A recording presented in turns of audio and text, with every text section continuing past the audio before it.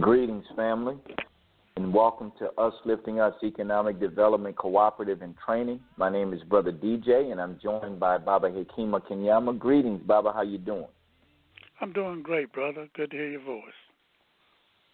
Likewise, and peace to all of you who are listening in, those of you who are on the call-in side, and those of you who are listening all over the world via the Internet. Just want to, again, thank you for taking the time out of your day, out of your busy schedule, to join the Us Lifting Us Economic Development Cooperative presentation and training. We don't take this as any small task to be able to bring this vital information to you and your loved ones, comrades, and coworkers.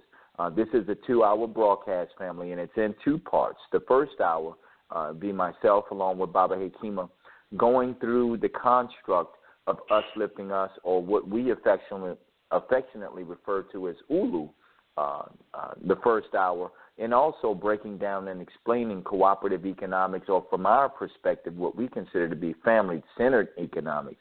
So that discussion will take place for the first hour, and then we take a break and shift gears, and when we come back on the other side, we're joined by 2 additional board members who will walk us through a document called the 10-Point Appeal and Plan for the New Black Economy.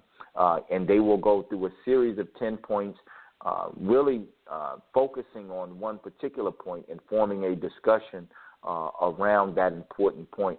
And both hours are interactive, family, so at any time you have a question or want to give a comment, feel free to give us a call at any time to our broadcast line. And again, call in, and when you're ready to ask a question or give a comment, simply press the number 1 on your phone, press the number 1 on your keypad, and we'll open up your line for to give you an opportunity to ask a question or give a comment. And the call-in number is 319-527-6202. Again, that's 319-527-6202. You want to go ahead and greet the family again, Bobby Kima, and give us any pertinent points you want to add before we get started with our conversation? Yes, Brother DJ, I just add my voice to yours and welcome the family. Of course, we do this every Thursday evening, and I just encourage all of us to, from our website, from our main page, our homepage, there are 3 videos on that homepage. The top video is about a 17-minute overview of ULU. If you take time and go through that video, you'll be better prepared to listen to this broadcast. Of course, we can't cover everything, and we kind of go around, and sometimes we may miss a pertinent point. But if you go through that video, all of the points are highlighted there.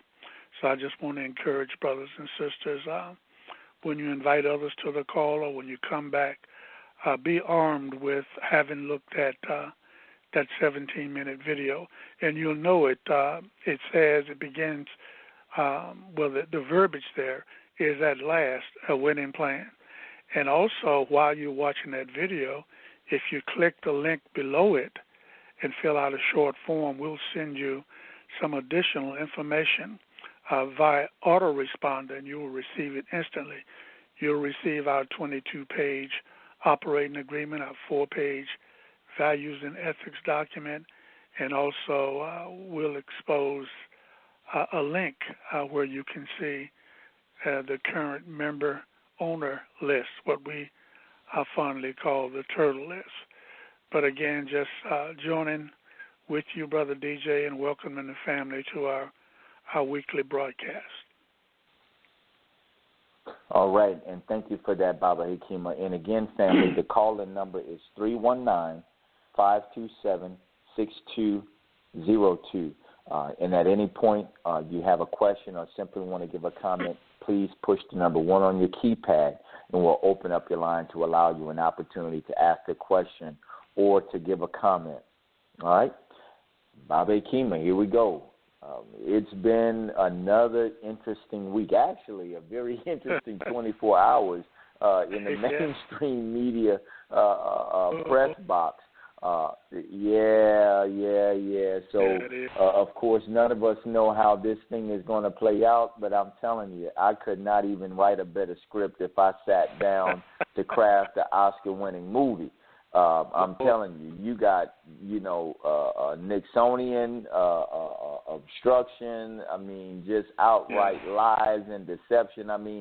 At this point, Baba, what more do we have to see and experience for us to really realize that these folks, not only should they not be in charge, but they damn sure shouldn't be in charge of our affairs. Go ahead, Baba. I don't know what to say about it. I've followed politics from afar and never really got involved in it, would take a look.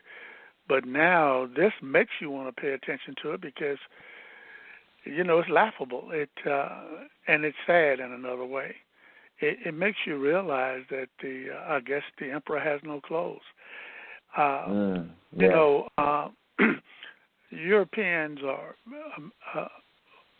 Caucasian Americans were very angry, some of them, with the fact that they had an African in the White House for 8 years. And they're finding out that they got a buffoon in there now. It's really comical, and but it could be dangerous as well. So while it's laughable, it's scary too, because you would think that the most powerful political seat in the world would be occupied by someone and some force or group that is capable, that has some tact, some common sense, and it clearly seems that seat has been taken over by. Again, I don't know what it is, but I'm sure that the American nation, understanding what it has to do, will cough it up. Will eliminate it at some point. They can't survive with that kind of performance in that particular seat. And I just hope it doesn't negatively impact us any more than is the current situation or the general situation. But yeah, it's really strange. It's laughable, but it's scary at the same time. Exactly, and I couldn't agree with you more. You use the analogy, the emperor has no clothes, and as I listen to, some of the chatter coming out of the mainstream news reports, it's like at the end of the day, we know that both parties are complicit because, the Democrats vilified this man when he came out with the report against Hillary Clinton, and then now they were singing his praises and talking about how good of a job he was doing, leading the investigation into the whole, Trump-Russia thing.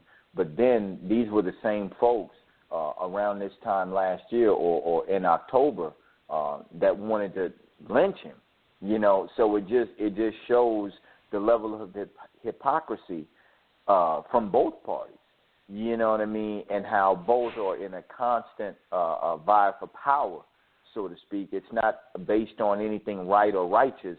It's just who has the better talking points, who can come with the better sounding narrative to really shift, the energy and ascend to a position of power, while they continue to do the same thing that the party that's out of power was doing when they were in. So at the end of the day, it's all a game of political musical chairs, so to speak. But again, your point is well taken. It's laughable, but also scary at the same time, because we know that these folks wield a tremendous amount of power, not just in this country but globally as well. And it's certainly something that provides the context to a lot of what we're going to discuss today. And so within, the confines of Africans in America and Africans globally, we find ourselves as an oppressed and exploited people. And out of that, we began to have a series of conversations, Baba Hikima, and I'm going back to 2011. Kind of walk us through how Us Lifting Us Economic Development Cooperative, actually came into fruition. What was the process, and what was it designed to do from its inception? Well, Brother DJ, as you know, and as most of us know, for several years now, the conversation in our community has shifted. The discussion about justice and fair play and political power and any number of ways of looking at and voicing our concerns. I guess what I'm trying to say is that in recent years the conversation has shifted to one of economics dominating the conversation. And one of the questions that we often ask is, do you think Africans or black people should control the economics of their own community or the economics of our own community? And if you ask that question, probably 99 out of 100 times, brothers and sisters will emphatically say yes. We should control the economics of our community. And if you ask the second question, a very important question, well, how do you suggest that should be done? And we generally don't have an answer.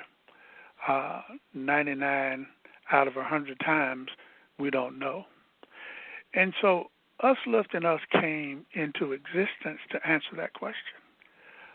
How, since we know and since we are agreed that we should control the economics of our community, and we've had that position for a while, and we haven't figured quite how to do it. So a few of us came together in 2011 here in Atlanta as a study group and a think tank to wrestle with that question. Not only how should we, but what is the mechanism, what is the apparatus that will allow us to do what it is that we had concluded should be done.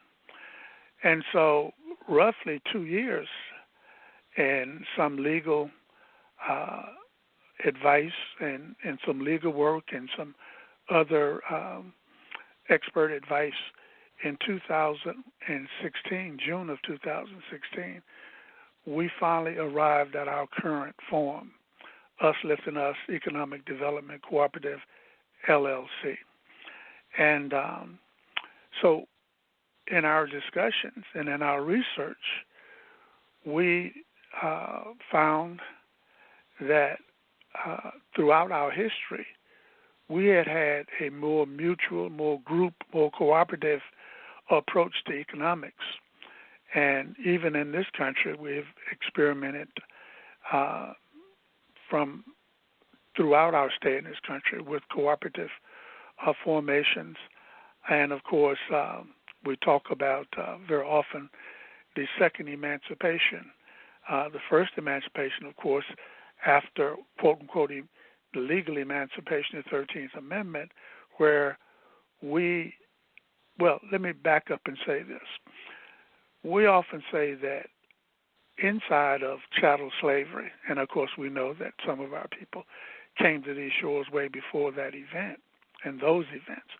But in terms of chattel slavery, we know that there were two things that we were relatively certain of, that we wanted to be free and that we wanted to reconstitute, come together as a race family for development.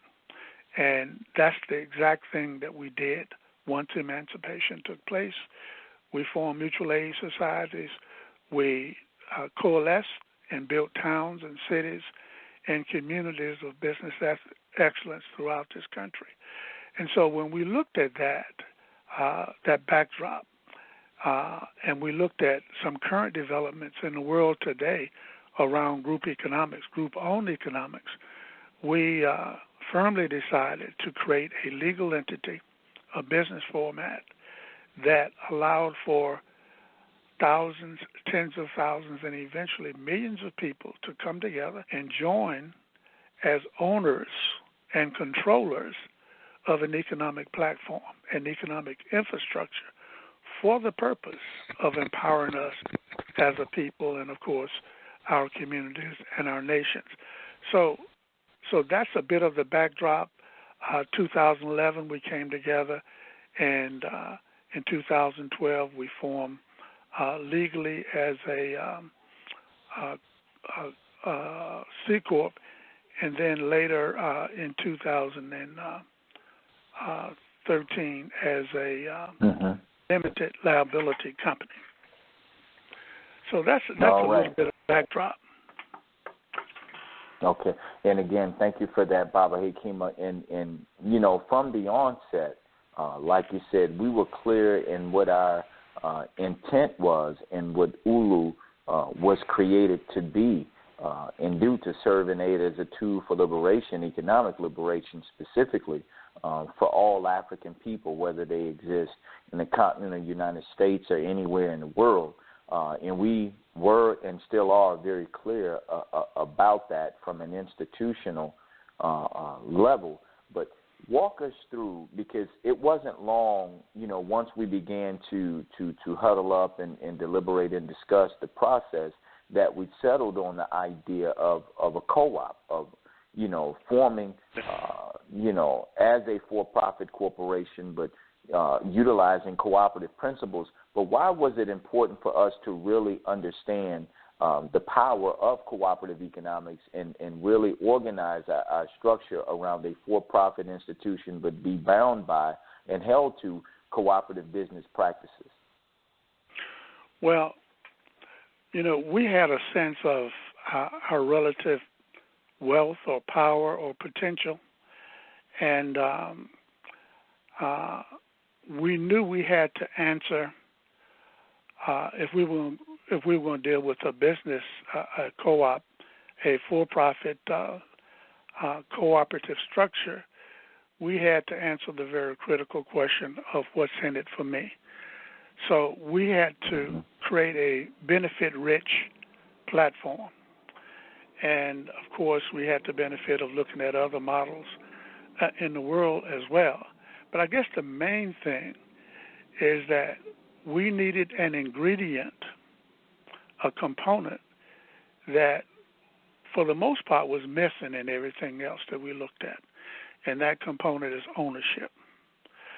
If you think through and weigh everything that we've done, even for those that had economic aspects of them that were admirable, generally there was not the ownership component. Now, of course, with the Marcus Garvey movement, you know, there was that component.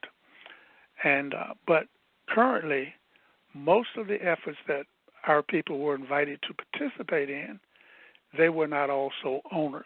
So we knew we had to integrate that feature into what it is that we were doing. So the business model, again, focused on creating a vehicle or an infrastructure that that a lot of people could participate in as owners. In ULU, a member is a person who becomes an equal partner in a limited liability company. And members are not only individuals, members are married couples, and members or any legal entity. It could be a business, it could be an association, as long as it's a legal entity. And so that ownership factor was what we really focused on. Of course, in 1966, with the creation of the Kwanzaa celebration and the 7 principles, the Nguzo Saba, the 4th principle, of course, was cooperative economics, or Ujamaa. And every year from 1966, we have come together and celebrated and talked about cooperative economics. But in almost no discussion was the aspect of ownership really dealt with seriously. And so we dealt with it, and we continue to deal with it, and we have it as a leading aspect of what it is that the ULU experience is all about, ownership. So I'm not sure if I'm hitting what it is that you're looking for in terms of your question, but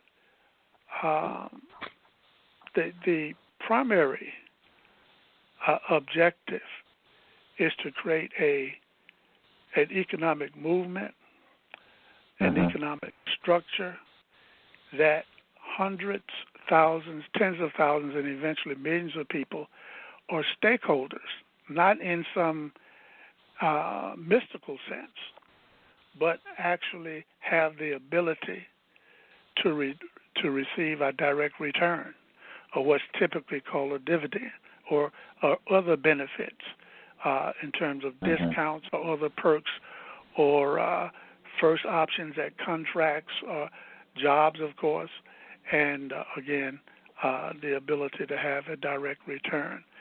So when we looked at the landscape, we knew that we needed the assistance of legal minds, of organizers, of media, in any number of experts in different fields to give us the ability to build a large-scale platform that at the center of it all focused on group ownership, not just group economics, but group ownership of the economic entity of ultimately the economy. And thank you for that. You spoke to us getting the ultimate buy-in from potential members by asking the fundamental question, or being able to answer the fundamental question of what's in it for me. And you further went on to illustrate that we answered that question by providing a mechanism called group ownership, not just folks patronizing black-owned businesses, but this whole idea or whole notion of group or collective ownership. And so with that being said, Baba, we've talked a great deal about the fact that we have a number of people within the ULU family or under the ULU umbrella already who are entrepreneurs, who are black business owners.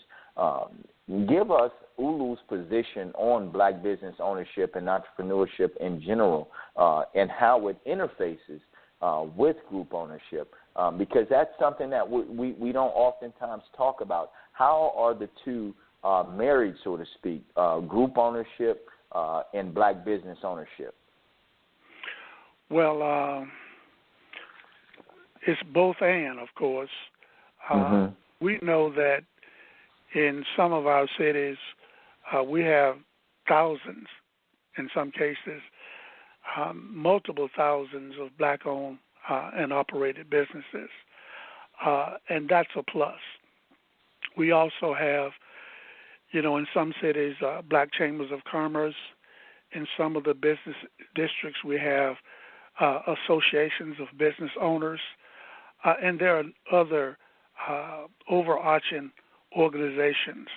Of course, the Urban League gets involved a little in that.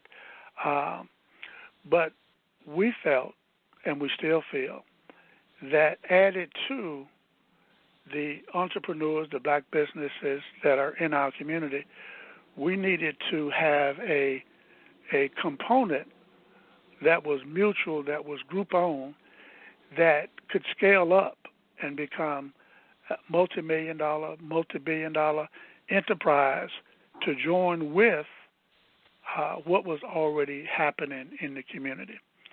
Not only do we have our businesses, we have our other institutions, the church, the sororities, the associations.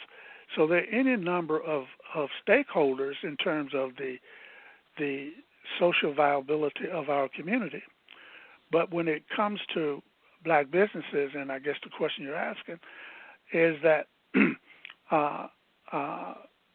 the necessity, there is a necessity always has been, always will be, for brothers and sisters owning their labor, being in control of their labor, and taking it even further to begin to build enterprises that serve the community through providing a needed good or service, creating jobs. But there is still weakness if that's the only thing that we have. Mm-hmm. With the advent of a group ownership structure, we have the ability now to add to that something that's much larger, that can aggregate and pool resources, including financial resources, in a way that black banks can't do, that black insurance companies can't do, and certainly individual businesses can't do. And so this is what ULU wants, what it is that we're already doing, providing a missing element. Now, when we look at other communities, wherever they are in the world, if they only have individual persons involved in commerce as entrepreneurs and business owners, but they have no central mechanism, no coordinating mechanism, no mechanism that brings into account research and development, collective buy-in, or other needs that are addressed through combinations, then those economies, those communities are, I would say, at the mercy of predators. They're not sufficient in and of themselves. And so that's what we, so again, and I just point this out, that in ULU, in addition to creating jobs, ULU will be a good citizen in every community where any of our businesses exist, and we will strive to buy from, enter into contracts with other black businesses long before we seek those services outside of our community. And so, and as you indicated, many of our members or businesses themselves, or many of our members own businesses, and some of them join ULU as a business as opposed to an individual or a married couple. And they do that because those members understand that in addition to them as an entrepreneur, they can also own equity in a larger entity and benefit in multiple ways, but also that the community would benefit from having a large-scale enterprise existing along with the other institutions in community. So we're certainly not opposed to a business ownership. What we're opposed to is monopoly, predatory capitalism. And I suggest to you that the brother and sister who is in business for themselves in our community do not operate at that scale and do not have the ability to collude and to exploit the community in that fashion. So we are supportive of, and not only in conversation or in rhetoric, but we know that we need to link up with our brothers and sisters who are involved in commerce. Most definitely. And of course, Bobby Kimmy, you know, there's a great deal of conversation taking place nationally about the more than $1 trillion that currently flows through our hands every year. You know, and what do we have, the little that we have to show for it. But again, going back to this whole notion of group ownership, how does ULU intend to number one, get its share of that more than $1 trillion? And we use this term, or this term, I guess you could say, of aggregating wealth, and that 1 point or more than $1 trillion that flows through our hand every year. But how does ULU intend to get its share of that resources and put it to good use on behalf of ourselves and our families? Yeah, that's. I mean, that's where the rubber meets the road. That's the essence. Yes. Of why that's ULU it. exists. Now, for brothers and sisters who have not heard it before, we have an exercise to demonstrate just how much money $1 trillion really is. And if one if one would imagine someone placing $1 million in front of them right now, in the next hour, $1 million again in front of them, and repeating that process all day, again at the rate of $1 million an hour, but also repeating that process all week, all month, all year at the rate of $1 million an hour around the clock, it would take 114 years before you would reach $1 trillion. And so we say that potential wealth and power flows through our fingers on an annual basis.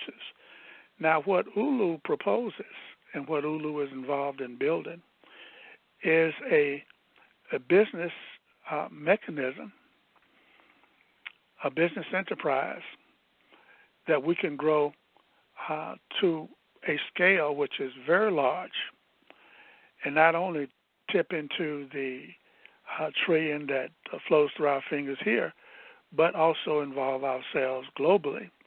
And what we do is that we pool our resources and we open and run for-profit business enterprises, and each of those businesses involved in commerce seeks to generate a surplus or a profit. That's actually dipping into and diverting a small percentage of that wealth. I don't remember the person that was, I think it was J. Paul Getty, and they talked about his wealth in terms of oil. And the image was of this person with these oil wells who were producing these voluminous amounts of oil, hundreds of barrels of oil per cycle or whatever, which wasn't the case. The case was that he had so many oil wells. He had thousands of oil wells. And so we look at having thousands of businesses, for-profit co-op enterprises, and each one of them being effective in involving ourselves in commerce and exchange, and each one of them becoming mature and producing a surplus. And what we do with that surplus is to pool that surplus to open additional businesses. Of course, the main thing we don't want to skip over, we intend to create hundreds and thousands and tens of thousands of new jobs, well-paying jobs, and also to build institutions that support those workers in the community. So if we could imagine a river flowing through our community and think of each of us who have a job, we go to that river with a thimble or maybe a cup, and we dip out just enough to quench our thirst. But we got to almost stay there to just take care of ourselves and maybe help our families. And then there are those of us who are in business for ourselves, and so we go to the stream or to the river, which is symbolic of this flow of more than $1 trillion that flows through our fingers, but a business goes with a little bigger cup, a dipper or whatever. And so it's able not only the owner to satisfy his needs, but he's able to create a few jobs and maybe contribute to charity in the community and support other institutions. But what we're proposing to do is to go to the stream with not only jobs that we create, but not only small businesses, medium-sized businesses, large businesses, but have them combined as mutually owned enterprises so that we can coordinate much of what we do. And so now we are capturing and redirecting a greater percentage of that flow in a managed situation. I had a brother I was speaking with yesterday, and he was talking about the black banks approaching him to put his money in the bank. And he's all for that. But what he found was that when he put his money in the bank was so conservative and so restrictive that it hurt him to put the money in the bank because he couldn't go and get the kind of treatment from the bank that he could get other places. So he was conflicted. We talked about it. And so even when we have black-owned banks, black-owned insurance companies, they're very often not big enough and not nimble enough to do what it is that we need to do in our community for our economic empowerment and development. ULU will never be a commercial bank, but it is a reservoir. It is a pool of capital. We deliberately do not choose to use the pool of capital that will be generated to give loans or to give grants. We use it only to establish new businesses or to acquire existing businesses. But when those businesses mature, then the community benefit is there. And then we will grow this reservoir and this process big enough that ULU will own banks, insurance companies, and other financial institutions as well. So all of our efforts have been and are calculated to assist us in manipulating the markets and the economies that we participate in so that we're more effective and more efficient in those environments and that we generate a portion that we keep within our circles and use it to grow and empower our communities. And that's a continuous process and a spiral of upward growth. And the goal, of course, is to arrive at a point where we are not economically dominated by any force in the world. And, of course, that's a ways off. But if we don't have that as a goal, then we're in error. No one should plan to be subservient to anyone else. And exactly.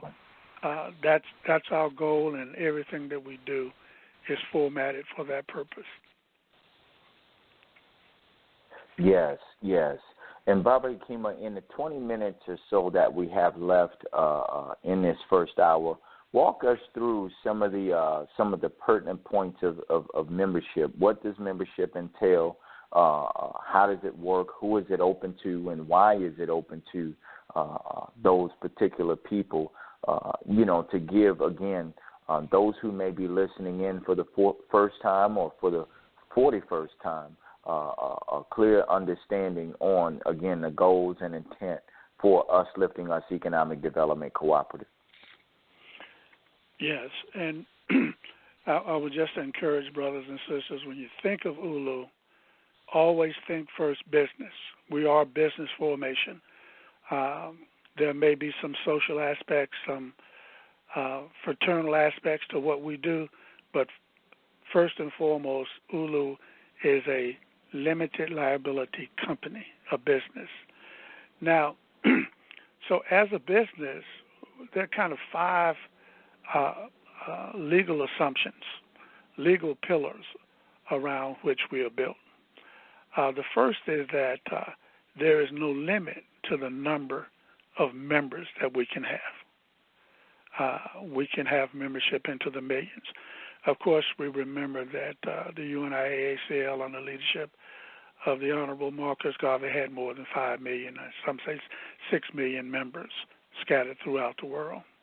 So again, the first thing, there's no limit to the number of members that we have. And members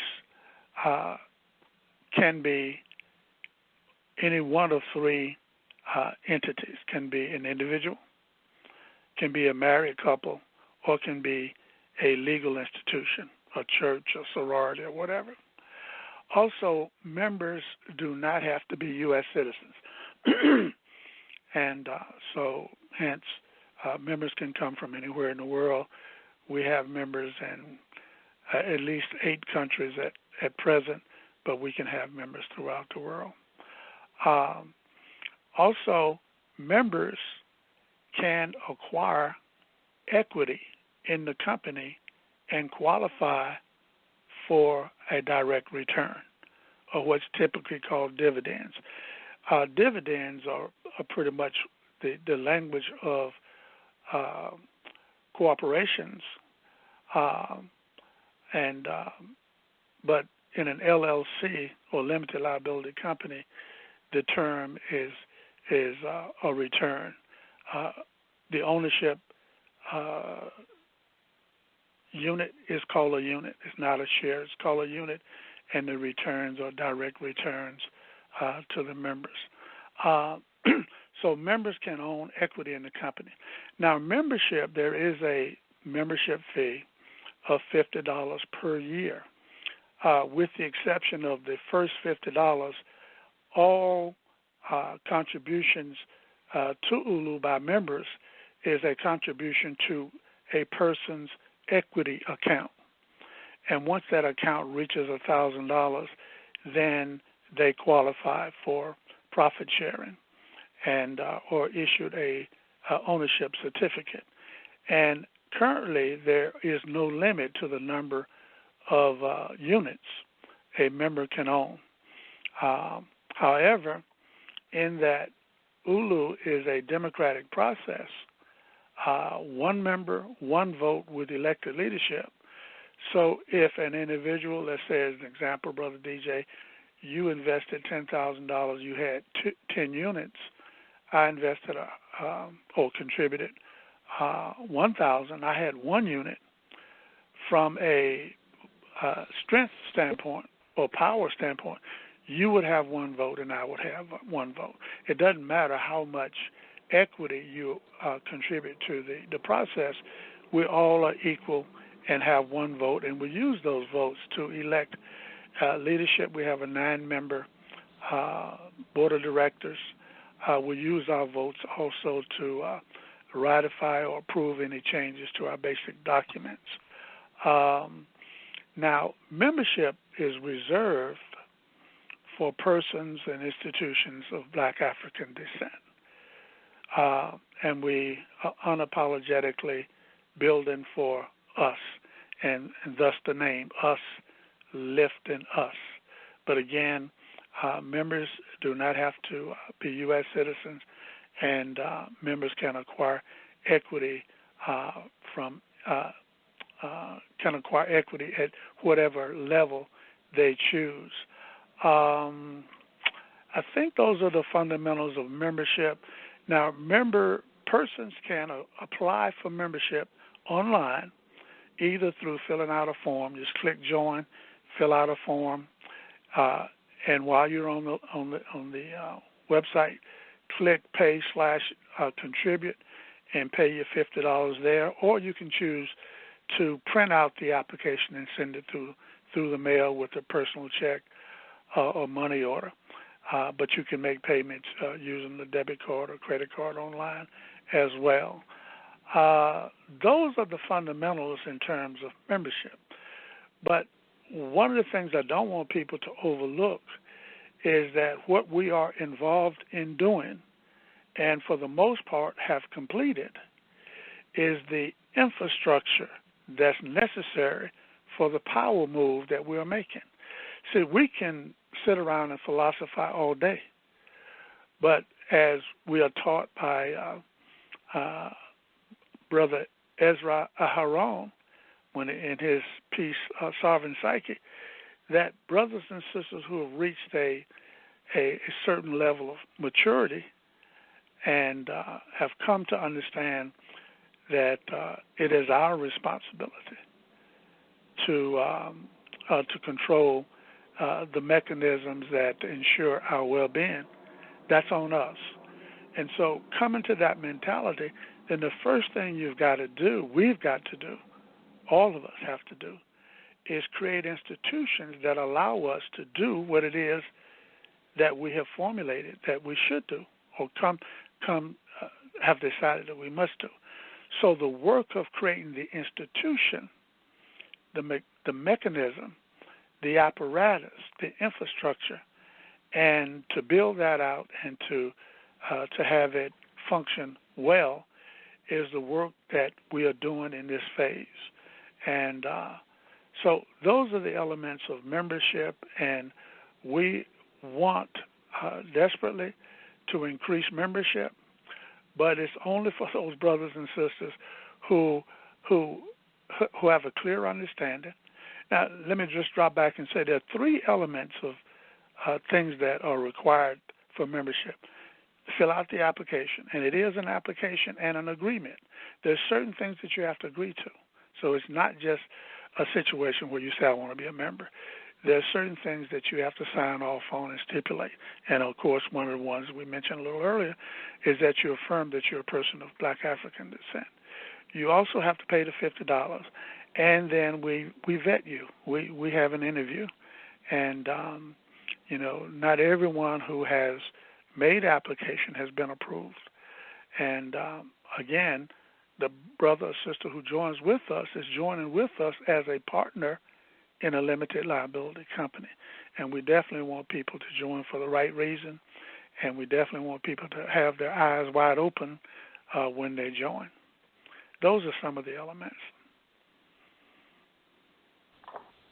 All right, Baba Kima, and again, we're about 10 minutes. We've got about 10 minutes left to the top of the hour.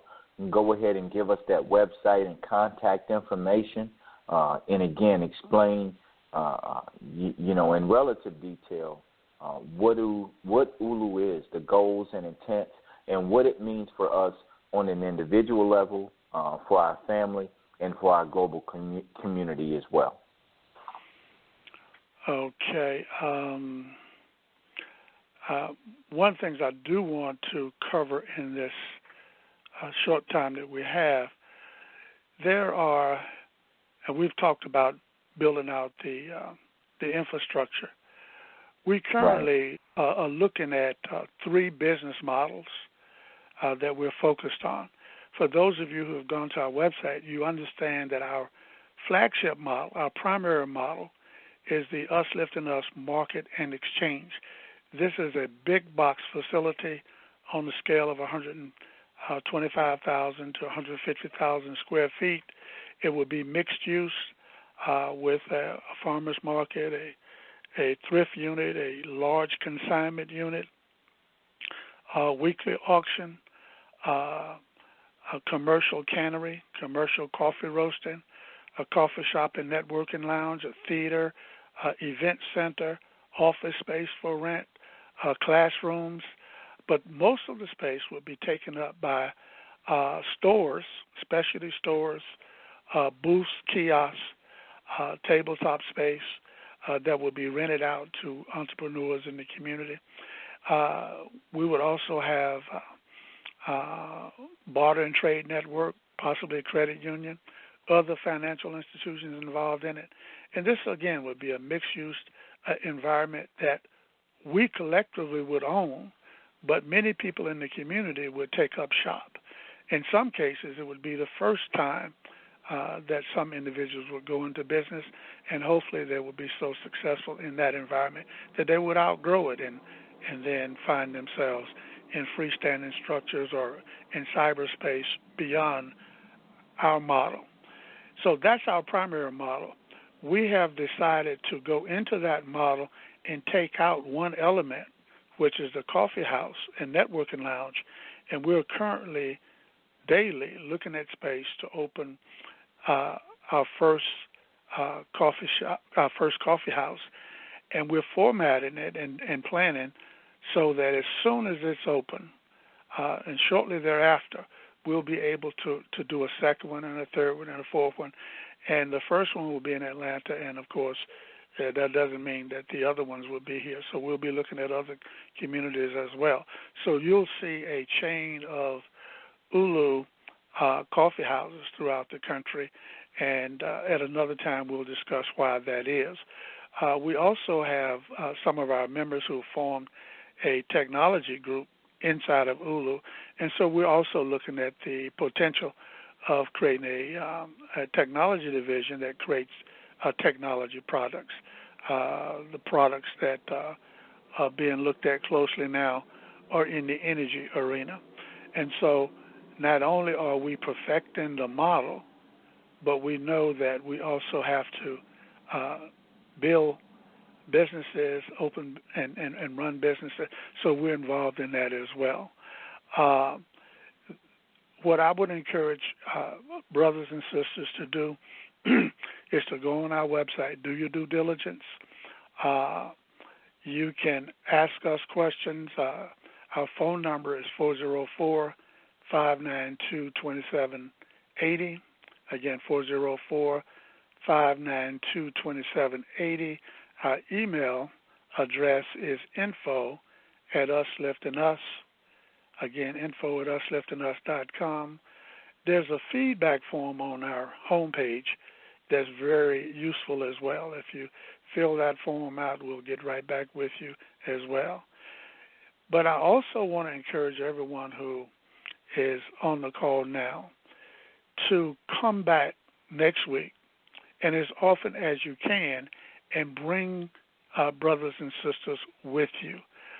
So very, very few brothers and sisters know about ULU, and it's not easy getting through the noise. You know, there's a lot of, chatter out here in social media and media in general, and so we've done a fairly good job of getting the message out, but we still need to get it to more and more of our people. So if you will come back next week, bring someone with you. There's an old saying that if you send people back, you're not really sure, if they're going to be here or not. But if you bring them back, three-way them on, or organize a group session and put us on a speakerphone, and after our session, have a group session, formulate questions, because we are really dealing with a fundamental question. We're dealing with our economic survival. We're really dealing with our social survival. But if we don't answer the economic imperative, then we're certainly not going to answer the other imperatives.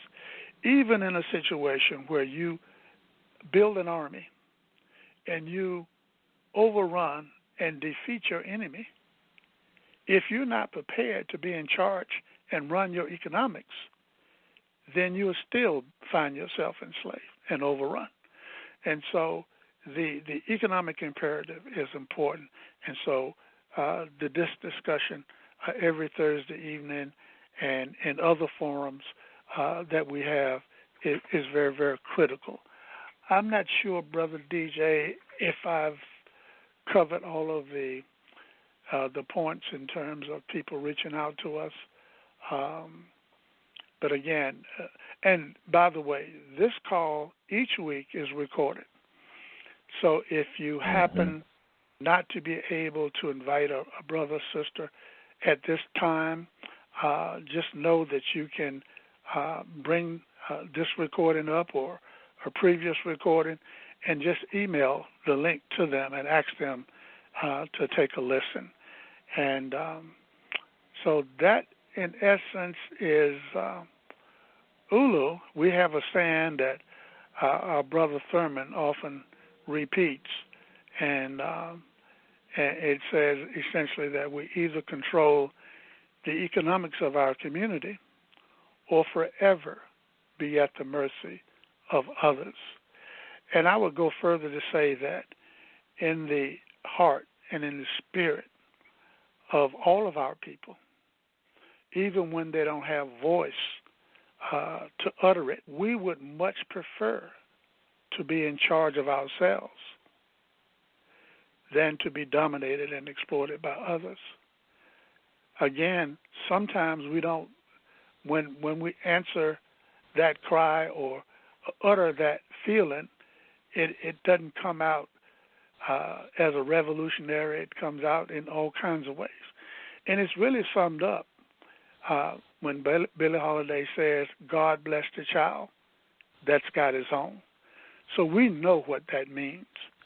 And we are united in that spirit, even though we don't have the language to express it. So our people are not satisfied with the condition we're in, but ULU is here to help us answer at least the economic aspects of our liberation. And we ask our brothers and sisters to join with us in that pursuit. Excellent, excellent. And again, thank you, Baba. As always, family, we ask that you, again, go to the website, usliftingus.com. All of the information is there. All of the forms and documents are there for you to download and read through and really get abreast of this organization, what the goals and intents are, the projects that we're working on, the grand vision. All of those things are there on our website, and we highly encourage you to look at that information and make an informed decision for the benefit of yourself, your family, and your community. Family, we'll go ahead now and take a short break, but when we come back on the other side, again, we'll be joined by 2 additional board members who will walk us through the 10-point appeal and plan for the new black economy. Stay tuned.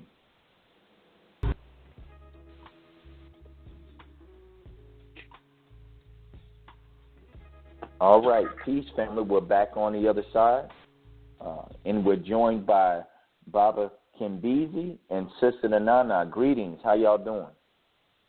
Greetings, greetings. I am doing well, Brother DJ, and I hope you and Baba Kimbizi are also. Greetings, DJ. Yes, good to hear your voice. Good to hear you as well, Baba. Yes, we can hear you. We can hear you clear. Both of you are coming in clear. So again, family, we're joined by Baba Kimbizi and Sister Nana, and they will walk us through our 10-point appeal and plan for the new black economy. Take it away. All right. Thank you so very much, Brother DJ. And how are you doing this evening, Brother Kimbizi? How are you feeling? I'm feeling excellent, Nana. Good to hear your voice. Good to be on the call. Great, great. We're living in some very exciting times, and the opportunities for us to build our own economic platform are better than ever. So let's get to it. I couldn't agree with you more. And nothing is as powerful as an idea whose time has come. And I feel strongly that this is the time for ULU and this family-centered economics concept. So, yes, let's move forward with it.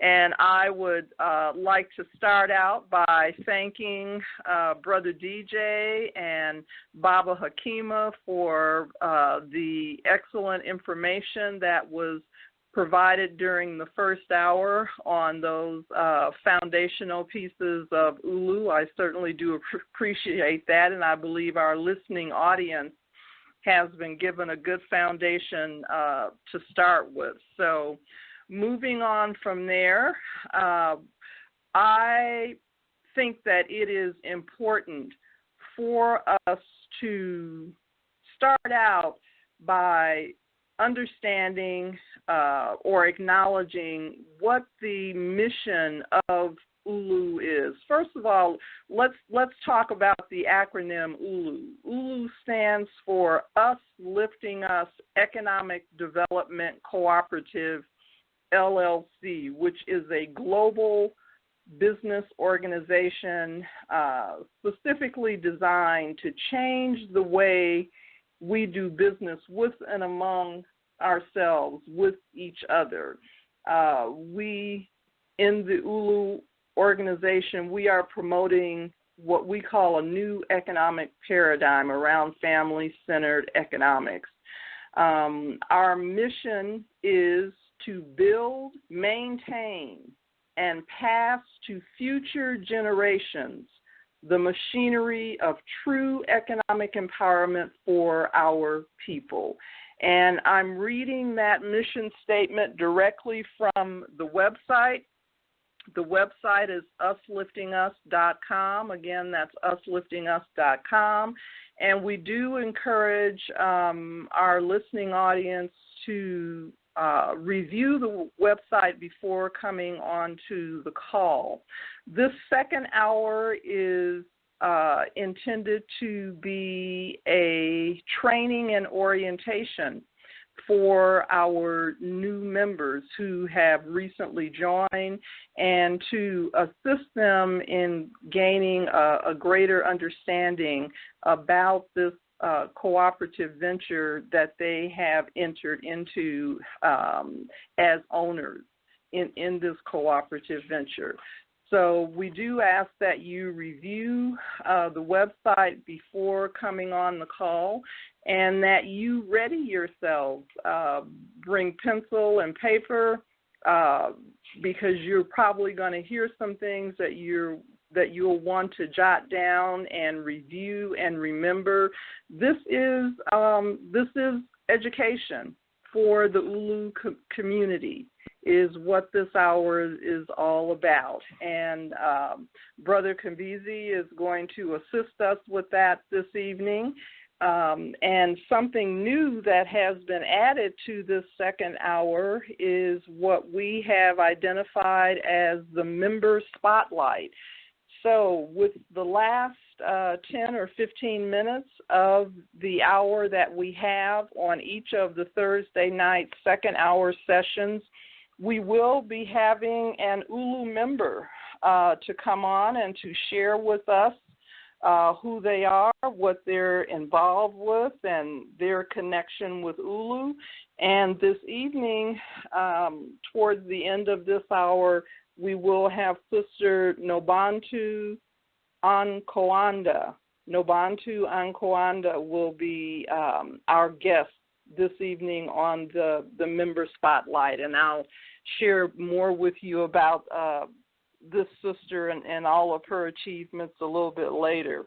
But let's go ahead and get right into reviewing our 10-point plan and appeal. That's what we use on the second hour as the basis for our training and education for the membership. So for those of you all who have access to the web, we invite you to go to the ULU website and follow right along with us. And this evening we're going to be focusing on point number 4. However, I'll read all 10 points and then we'll come back to point number 4. And Brother Kambizi, who is also a board member of Us Lifting Us, is going to assist by giving us a little bit more in-depth understanding of what that point is about.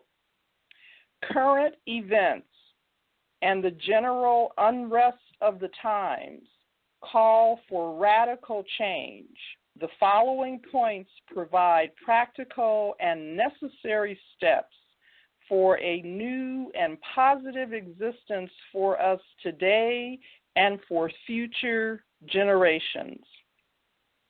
Point 1, as Black people, we take full responsibility for the economic destiny of our communities and nations. Point 2, Black persons and Black institutions, especially the Black church, join together as members in a large-scale, cooperatively owned business enterprise to pool our resources. Point 3, this cooperatively owned business enterprise is reflective of our unique culture and interest in the world. Point 4, the governance and legal form of the cooperative accommodate democratic principles, one member, one vote with elected leadership. Point 5, only members of the cooperative and not the public have the opportunity to secure ownership units, equity in the business enterprise, with the potential to amass billions of dollars for community development. Point 6, the cooperative focuses on opening and operating businesses in local communities that, 1, provide needed goods and services, 2, create new jobs, 3, stimulate additional business activity, and 4, yield a fair profit. Point 7, the cooperative is driven to duplicate and expand into hundreds and eventually thousands of businesses, all owned and controlled by the collective. Point 8, the net profits from overall cooperative success are used to, 1, reinvest, 2, for the distribution of grants and endowments, and 3, direct returns, dividends to member owners of the cooperative. Point 9, the large-scale cooperatively owned, group-owned business enterprise functions as a catalyst and central element in building and sustaining the new Black economy, one that gives power to our people.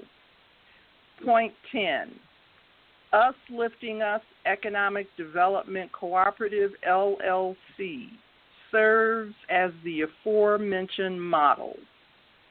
Special note, these 10 points form the basis for Black economic empowerment. The security and welfare of our people starts with our determination to control the economics of our communities and nations.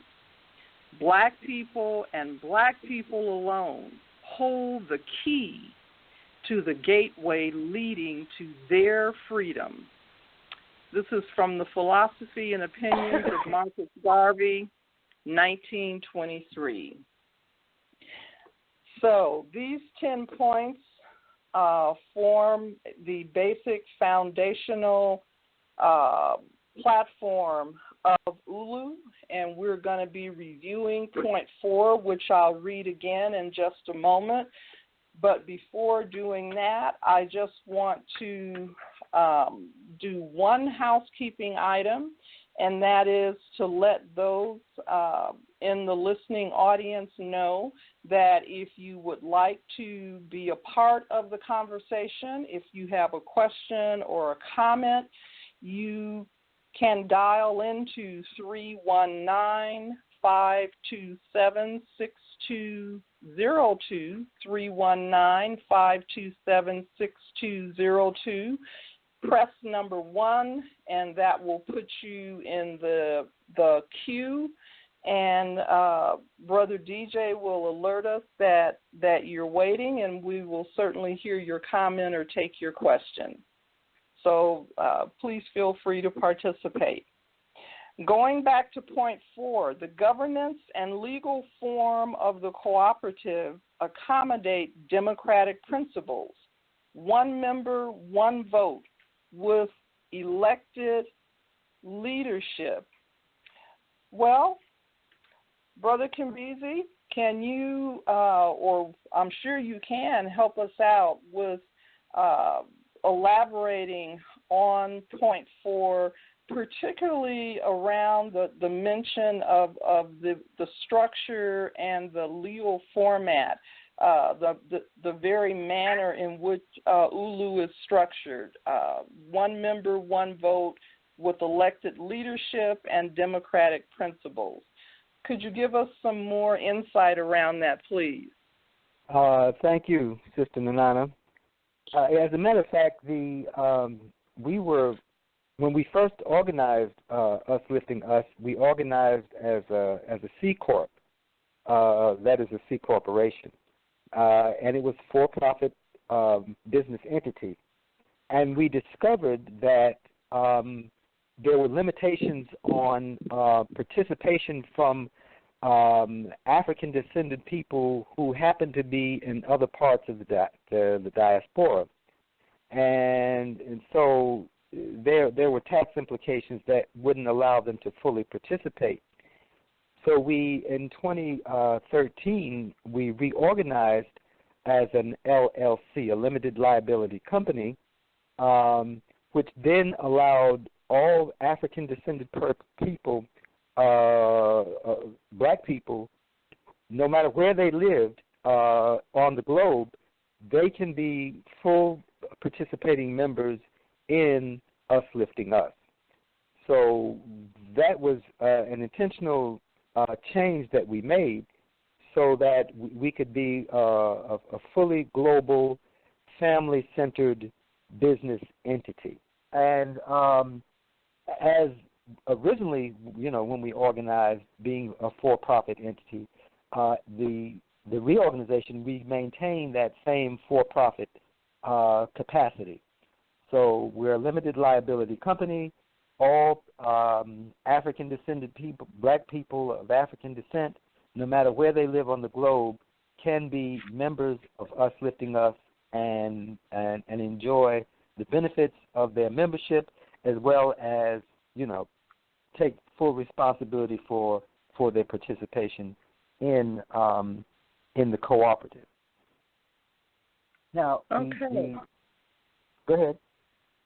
No, I was just didn't mean to interrupt you. I was just having a thought about the piece in point 4 here, where it mentions the democratic principles, and just wanting to hear more about that whole concept of democracy.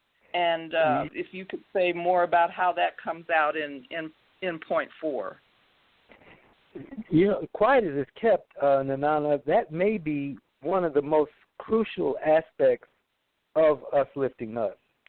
The whole, we here who have grown up in the United States have labored under this narrative that America is this great democracy, and that all other countries around the globe should pattern themselves after the American democratic model.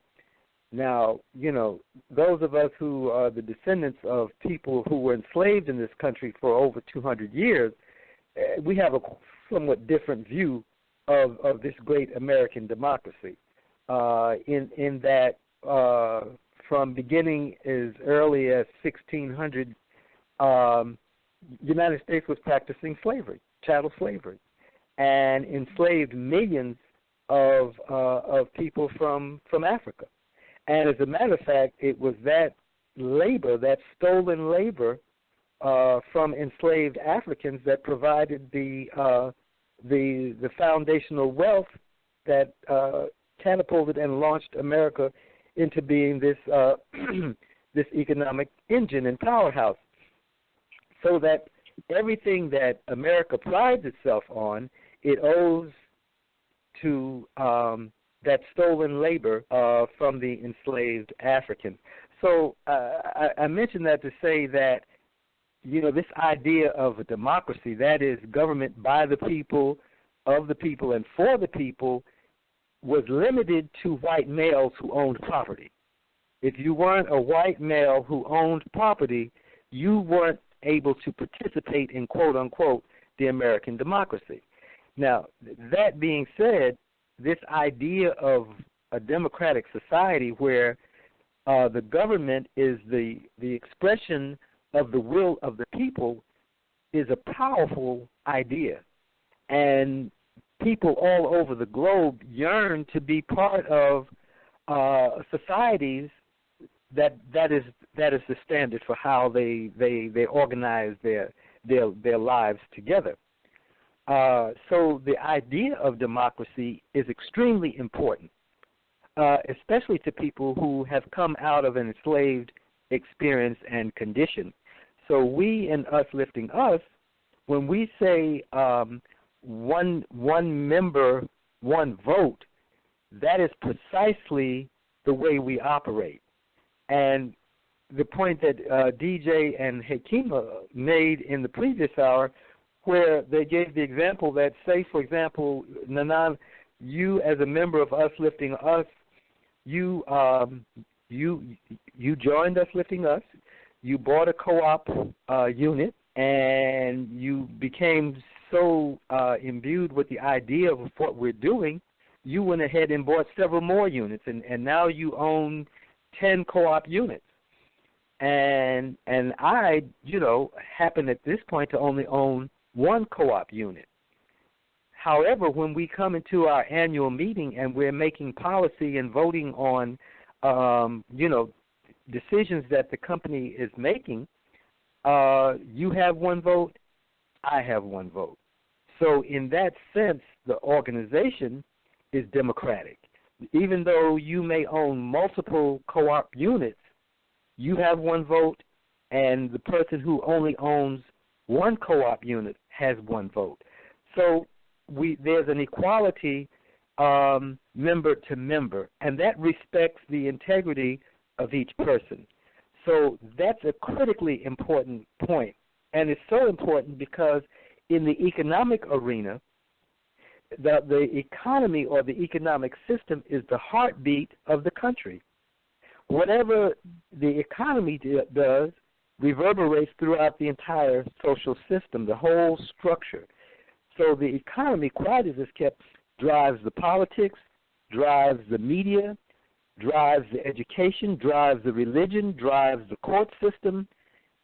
That notion, that core notion at the heart of the economy is replicated throughout the entire superstructure of the society. And so that is the weakness in America. It touts itself as a democracy, but in the workplace, it is not democratic. So if you work for McDonald's or you work for Microsoft or you work for AT&T or Verizon, you as the worker do not vote on the policies that that company makes. If they decide to shut down an office in one city and relocate to another city, they didn't ask you to vote on whether or not you thought that was a good idea. And that decision may have affected you negatively or adversely. In other words, you didn't have the means to move to the other city, so you wound up losing your job, and that messed up your flow. Mm-hmm. And any of us that have worked for private companies have seen that up close and in person. And those of us that live in Georgia, Georgia touts itself as being a right-to-work state, which simply means that as a worker you don't have no rights. You are hired at will, and you can be fired at will. And so in the economy of America, there is no democracy. And so this charade that we go through every 4 years or 2 years of trotting down to the election polls to cast our ballot for somebody doesn't really have a lot of weight, because the truth of the matter is that the people with the wealth are determining the outcome of the election before you and I even get up to go vote. They have determined who we will vote for. And a good example is that I was listening to a broadcast, I think it was on Democracy Now!, and the point was made that in Wisconsin, in the last general election, the state of Wisconsin suppressed over 200,000 black voters. Wow. They, through various shenanigans, 200,000 black people were prevented from voting. Trump carried the state of Wisconsin only by 22,000 votes. So, democracy, is it more hype than reality? Many of us would have a good argument to say, that's suspect. But what we are talking about in Us Lifting Us is because the economic model that we're building is democratic, then everything else that we do will also be democratic. I'll pause there. Well, thank you. Well, you have shed a tremendous amount of light on the whole concept of democracy, what it is supposed to be, and the reality of what we're dealing with here in the U.S., as well as ULU as an LLC having taken the true concept and the true principles of democracy and imbued those into the organization. I particularly like the phrase that you used when you said that the economy is, in fact, the heartbeat of a nation or of a people, because it reflects so much about it. The economy illustrates the values, the culture, everything is imbued in that.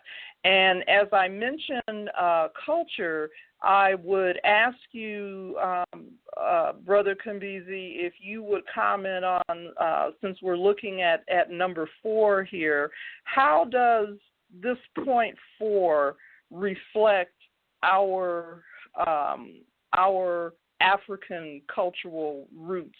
What do you see in here, or what can you share with us around that? It's strange you should ask that particular question, Sister Nanana.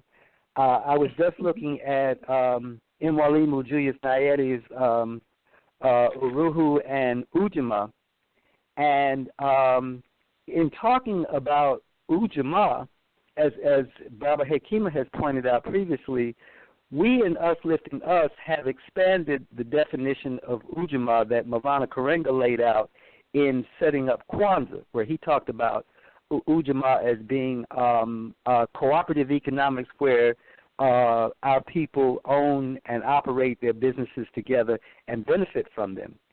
And we in Us Lifting Us have expanded Ujamaa to be family-centered economics. And by that, what we are really getting at is, and the reason that we say family-centered economics is that when Tanzania as a nation said that they were going to operate their nation on the basis of Ujamaa, and he was saying that it was important that they used an African term, a Swahili word, to explain their economy. So by using the term Ujamaa, which most of us talk about as cooperative economics, the root meaning of Ujamaa is family. So he was saying that the way that we do commerce together is an expression of family sharing their resources and cooperating with one another to provide the resources and the goods and services that they need to survive and to thrive. In other words, their economic model was not driven by a profit motive, which bleeds into greed and all kinds of irrational behavior, but their economy was driven by the need for people to share their gifts with each other and to benefit mutually from their collective genius. And in other words, the money is a byproduct of their sharing their resources. And they were after maximum distribution of the wealth rather than maximum exploitation of people so that a few people could benefit from the wealth. So Us Lifting Us is returning our economic systems to a cooperative model that is based on loving one another as family members, as sisters and brothers, as aunties and uncles, as cousins, as extended family, because we all need one another. And I just want to share this statement from Mwalimu Julius Nyerere, where he says, first and most central of all is that under Ujamaa, people are the purpose of all social activity. He didn't say profit, he said people.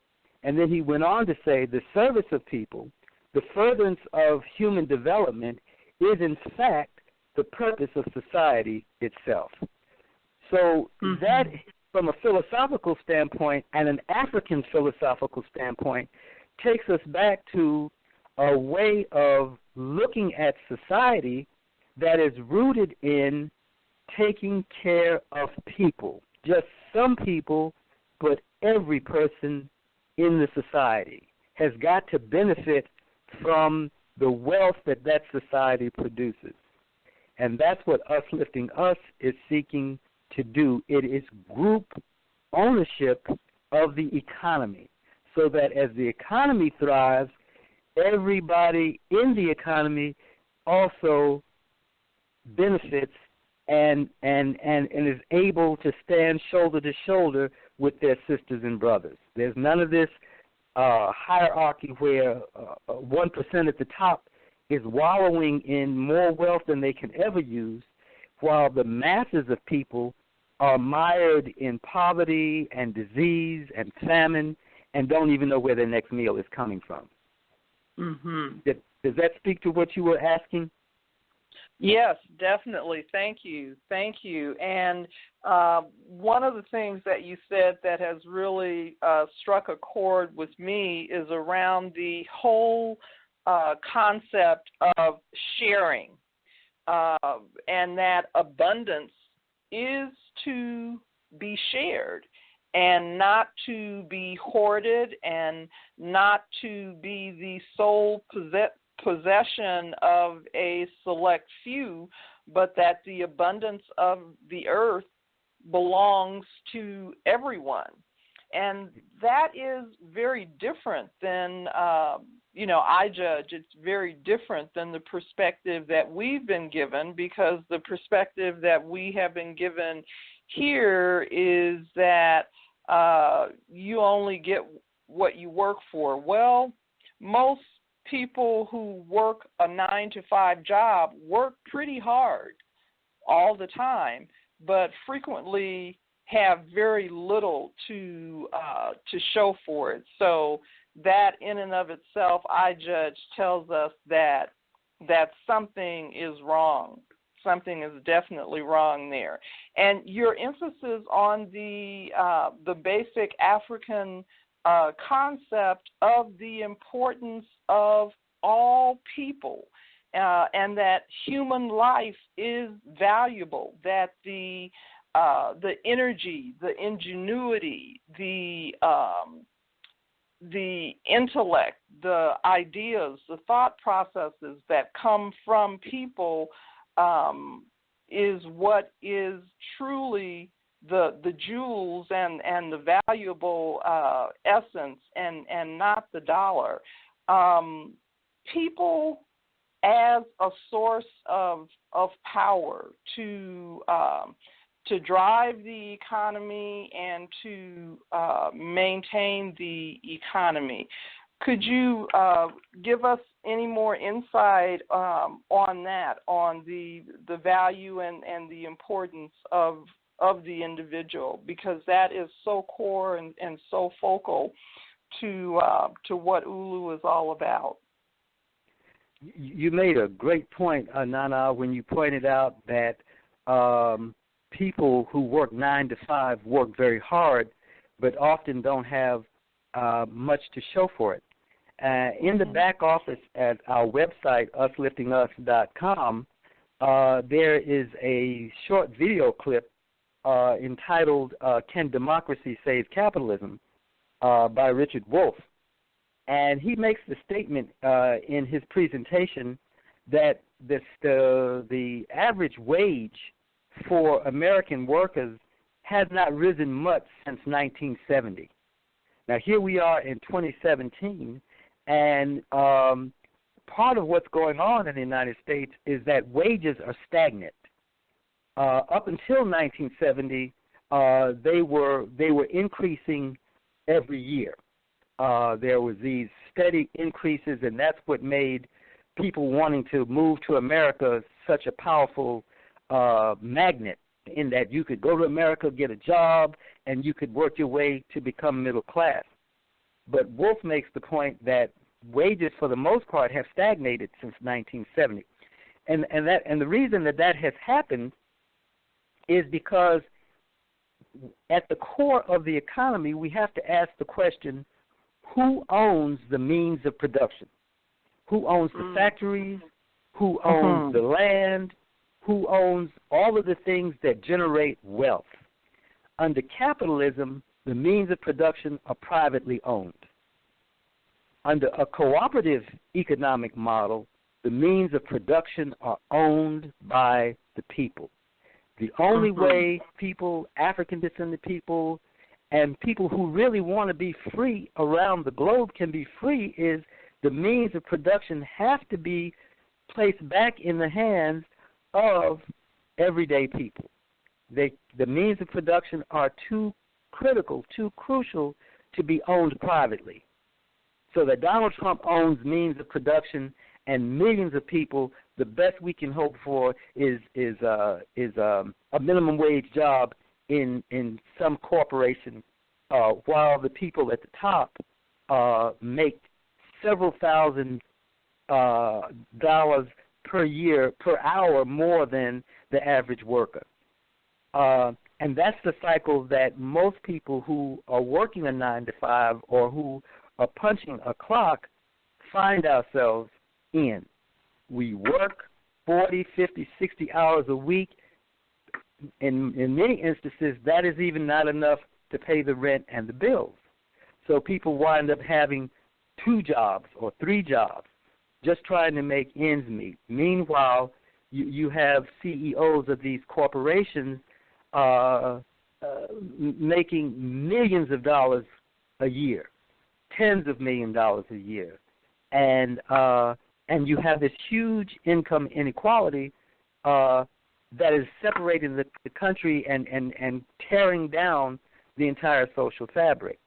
So our challenge is to build an economic model that at its core is based on meeting the needs of people and not based on producing maximum profit for a small handful of people at the top of the social hierarchy. And that is what the Trump presidency is revealing to people who are willing to take a look at what is actually going on.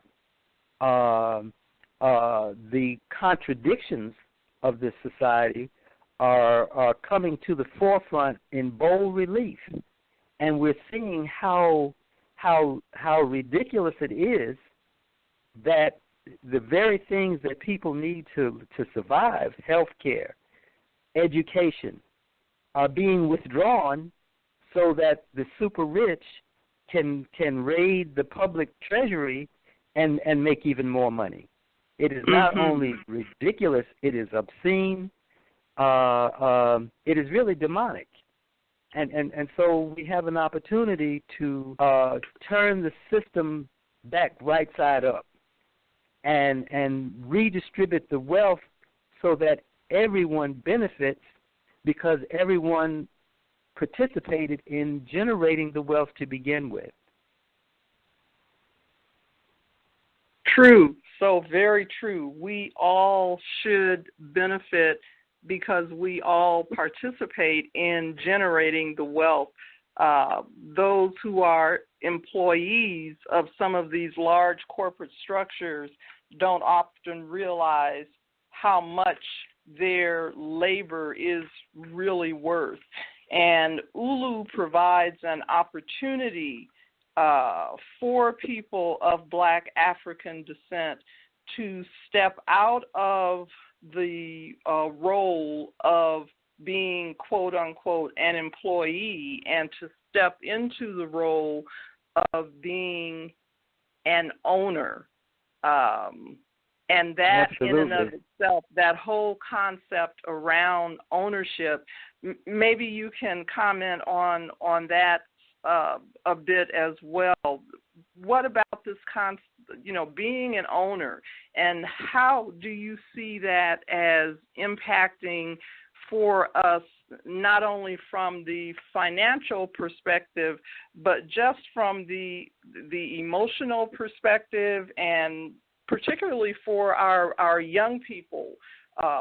What would that be doing for them to see us as owners and to have the potential for themselves to be business owners? That's a great question. And I want to answer it this way. When we first started thinking about ULU and the plight, the economic plight of our people, I guess it was back in 2010, and we started meeting, trying to answer the question that Kimura raised.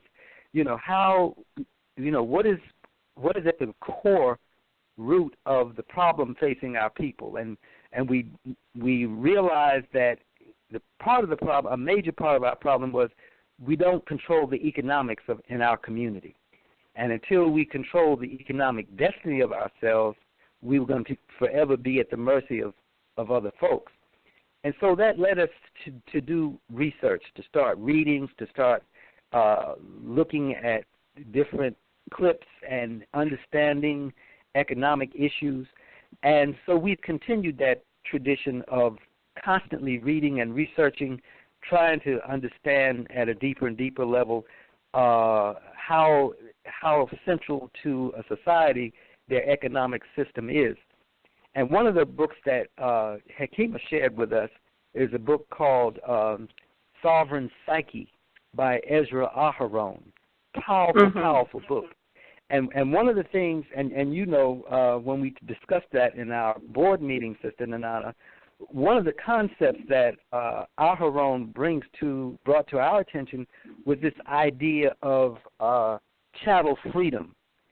And I have to say that when I saw that term, it struck a chord, and I had to stop and really chew on that. I was very familiar with chattel slavery. I think all of us that have come out of the American experience are only too aware of chattel slavery. But when he put that term together, chattel freedom, I said, what? And what he was talking about was we exist in a society in America under the notion of being free, when in fact we are still chattel. We are still the property of the wealthy. And so we have to take the blinders off of our eyes and look squarely at the truth that is in front of us, that if you don't own something, then you are the property of people who do. So when you talk about this idea of ownership, that is a radical notion. And it takes a moment for us who have been conditioned for all of these centuries to just want a good job, to be on somebody's clock, and to get a weekly wage, to throw all of that aside and to say, wait a minute, we need to be owners. We need to be the policy makers, and we need to be the decision makers about how we're going to use our labor and our collective genius and what we can create together to build for ourselves. So what it really does, Nanana, is it helps us to move from being immature and childish to standing up as women and men and saying, okay, now, we're grown up, and we're ready to take responsibility for our lives. We're not going to complain and moan and groan about what other folks are doing or didn't do. We now are going to do for self. We're going to build our own institutions. We're going to employ our own people. We're going to create our own wealth, and we're going to pay ourselves what we're worth. And that is what Us Lifting Us creates. It's an ownership model and mechanism where people who recognize that we are never going to be sovereign as long as we're operating in a system that was designed to keep us enslaved. I think I'm trying to remember who made the quote that they moved the chains from our feet to our minds. Our hands are free, our feet are free, but our minds are still shackled. Exactly. I'm reminded of what Harriet Tubman said. She said, you know, I freed hundreds, but I could have freed thousands if they had only known they were enslaved. Mm-hmm. And so many of us are moving around in America, fooling ourselves, pretending that we are free, when in fact we don't have any institutions that we build and maintain. We can't even feed ourselves, most of us. And so now we have to begin to do the real work of taking control of our economic destiny and building our own businesses that employ our own people. And once we start that cycle, there's no limit to where and to how much wealth we can generate for ourselves. But it begins with group ownership of the businesses that serve our community, and because we own them, then we make sure that they respect us, and that the wealth that they generate will come back to our community to do the things that we need to do. So not only will that put dollars in our pockets, it will put pride in our hearts, because now we can look ourselves in the mirror and know that we are men and women taking full responsibility for our lives and for the lives of our children and the children who will come after them. Thank you so much. Thank you so much, Brother Kimbizi, for those words.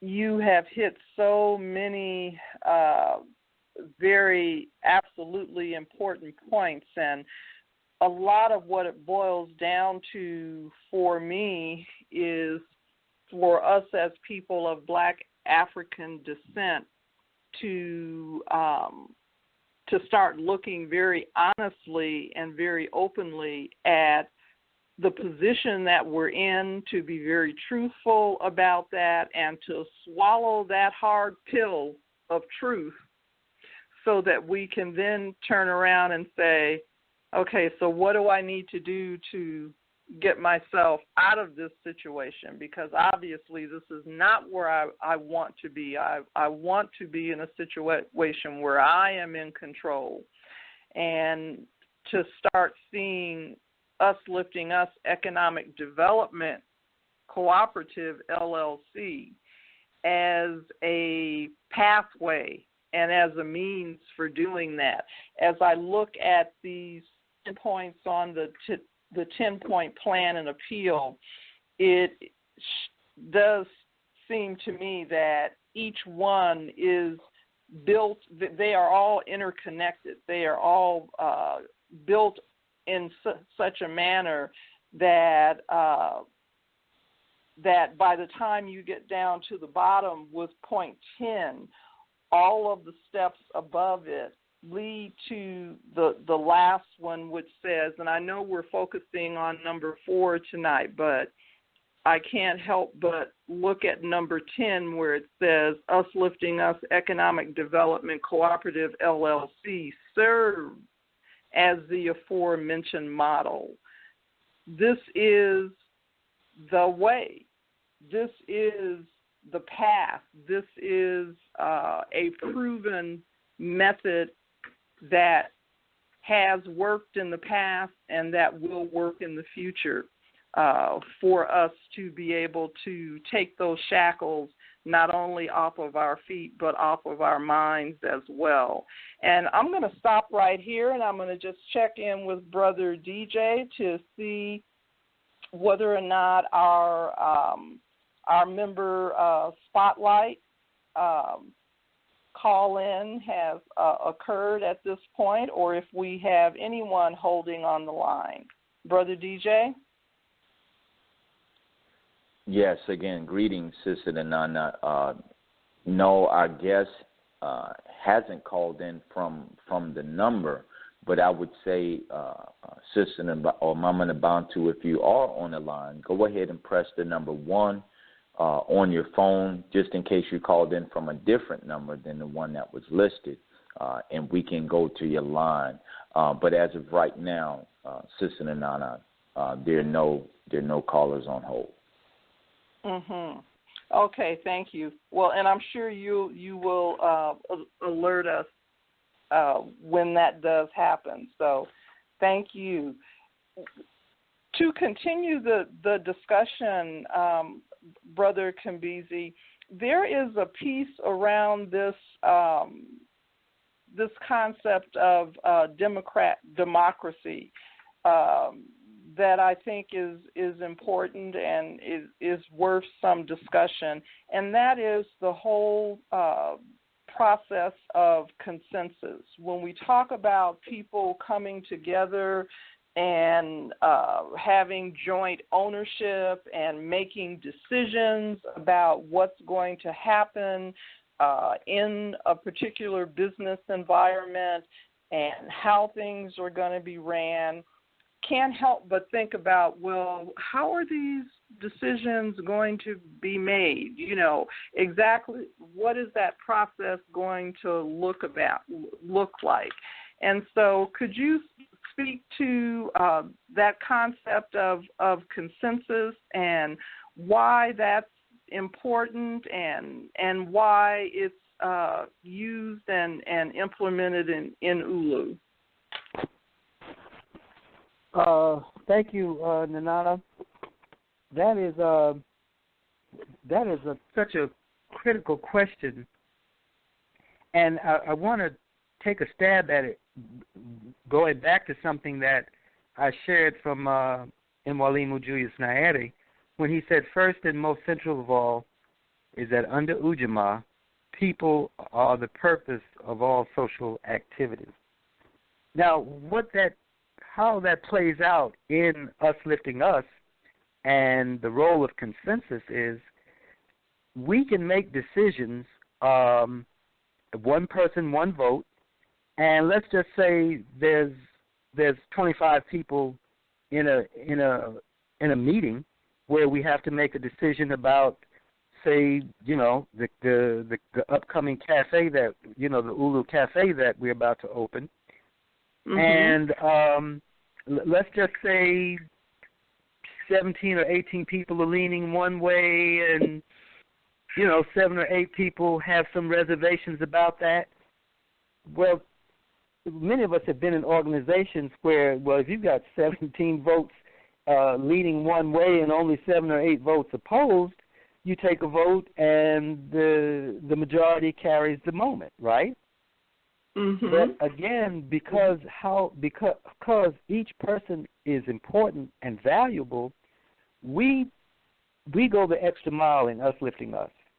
And for us, before we can reach a decision, we're looking for consensus. In other words, we're trying to make sure that everybody in the room is comfortable with the decision or the course of action that we are about to take, because they all have long-lasting ramifications, etc. And so, and at the foundational stage, we realize that every brick that we put in place is got to bear the weight of a large superstructure years down the road. So we want to make sure that we do this correctly. So consensus is a way where every person's thought and input and energy is respected. And before we just ram through a vote because, the majority of people are in favor of a particular action, we continue to revisit it until everybody is comfortable with the course of action that we're about to take. Now, mm-hmm. that could get a little messy. Seem like you might never get anything done, and people might use that as a means of grandstanding and trying to make themselves more important. But what we find is that intelligent people who are committed to the same goal, we then use our collective genius to arrive at the best decisions. We also discover that there's a role of spirit in these kinds of decision-making, and we want to be open that the total wisdom available to us bears on the decision and the choices that we make. So it may come down to even that 24 people are trying to go one way and one person is still not comfortable, and we may decide to just hold back until that one person is comfortable. And it may come to find out that that one person actually had the best course of action for us to take. Because we are operating on consensus, we wind up with the collective genius and wisdom that enables us 9 times out of 10 to make the best decision. In other words, and then the way I'm trying to pick, the picture I'm trying to paint is that we don't want to just do things because the majority is ready to go in a certain way. It may be that that is the best way to go. But following the process of consensus allows us to make sure that we've covered all the bases, that we've received the combined wisdom of the ancestors, of the elders in the room. We've heard the input from younger minds and hearts, and we've arrived at a decision that is robust, that is righteous, and that we all can live with at the end of the day. But again, it goes back to a different philosophical outlook about how people work together. It's not big I's and little U's. Every person is important. Every input is valid and has to be weighed and thought through very carefully. And then we try and reach a decision that's best for the collective. It takes a little longer. It may be a little bit more contentious at times, but if we are operating in a spirit of Ujamaa, eventually and invariably we'll wind up making very sound decisions that will stand the weight of time as we go forward. I'm hoping that speaks to what you're asking about the role of consensus in the way ULU does business. Yes, it does, very much so. Thank you. Something very key that you said, Brother Kimbizi, that I feel sums it up quite a bit is that consensus allows for everyone to be heard. And it's my judgment that when people are heard and they know that they are heard, that in and of itself reinforces the importance of the role that they play, that they, in fact, are important, that they are vital to the process, and helps to cement that whole concept around ownership as well as being a part of a family. And as you said earlier, Ujamaa is familyhood. We're talking about familyhood that actually builds an economy. So these are all pieces that definitely fit together. And Brother DJ hasn't come back on the line to let us know that our member for the Spotlight has called in, and so I'm assuming that we'll move for next Thursday, hopefully with Sister Nobantu to be in our member spotlight. Perhaps something has occurred where she was not available, and we certainly look forward to featuring her in the spotlight and what she would have to share. And we have just 1 minute left, and so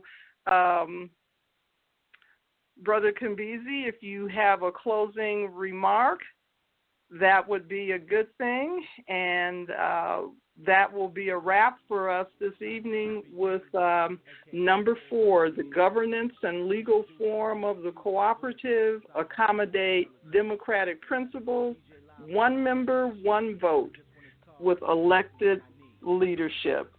Could you close us out, please? Well, simply because the clock is ticking, I'll simply close with the phrase Brother Ndiki shared with us at our last meeting. He says that ULU is the root word of trust in his language, Wolof. And when you say Wulu Nala, it means I trust you. And so that's our family. I trust you. Wulu Nala. Talk to you next time, Sister Nana. Peace. Wulu Nala. Peace. Tahir RBG, a.k.a. Pyramid Kid, introducing the most beautiful voices of Cyrock and Melatonin. DJ Livewire on production. This one is called The One I Need. And Repat Nation is the situation. Long as I can stand, I'll always love your big style, precious African style, so fly. Can I stay and be with you? Have my cake and eat it too. You're the one I need in my life. Afrocentric, natural mystic, good vibration, infatuated with how she moving, what she doing. That girl's a queen, she's interesting. Afrocentric, natural mystic, good vibration, infatuated with how he moving, what he doing. That boy's a king, he's interesting. What a rush, my first real brush with death. The way this goddess came and straight took my breath. The overtones of beauty that adorn her frame. Never met her, but my soul knows her name. Complexion of antiquity. Her presence is ubiquity. Intoxicated, I lost her in the marketplace. Sobered up, but my spirit can't forget her face. Long as I can stand, I'll always love your big style, precious African style, so fly. Can I stay and be with you? Have my cake and eat it too. You're the one I need in my life. Precious African style, you are so fly.